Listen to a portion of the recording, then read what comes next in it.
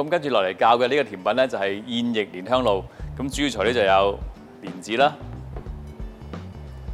砂糖啦、少少 cream， 咁同埋已經處理好嘅 Golden Nest 金燕窩。材料非常之簡單。咁首先咧，我哋就煲滾啲水。煲滾水之後咧，我哋將洗乾淨嘅蓮子咧就擺落去。咁煲大概40分鐘到啦，煲到蓮子腍為止。好啦，咁40零分鐘之後咧，個蓮子咧就已經煲到腍晒㗎啦。OK， 咁跟住佢咧就可以做下一個步驟啦。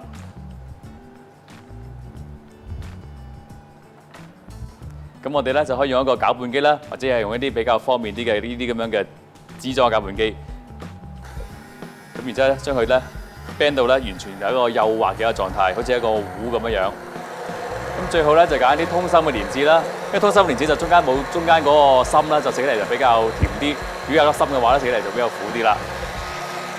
咁 bend 到咁上下嘅時候咧，咁我哋可以加啲砂糖落去。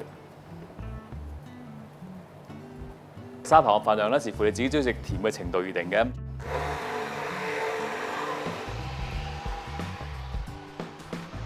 到差唔多 OK 嘅時候咧，就加少少 cream 落去。咁食起嚟嘅時候咧，個口感比較幼滑少少嘅。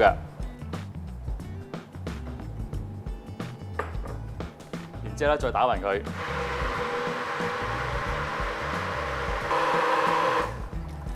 咁打勻之後咧，就將佢再擺翻落爐頭嗰度。稍微再煮翻熱佢咁就可以㗎啦。分鐘之後咧，咁就已經搞掂咗啦。咁個質地咧係相當之幼滑㗎。OK， 咁我哋就可以上碗啦。不大概2/3碗到啦。咁然之後咧，將頭先燉到嘅燕窩咧，擺落個細杯度。咁食嘅時候咧，倒落去撈勻佢食，咁就得㗎啦。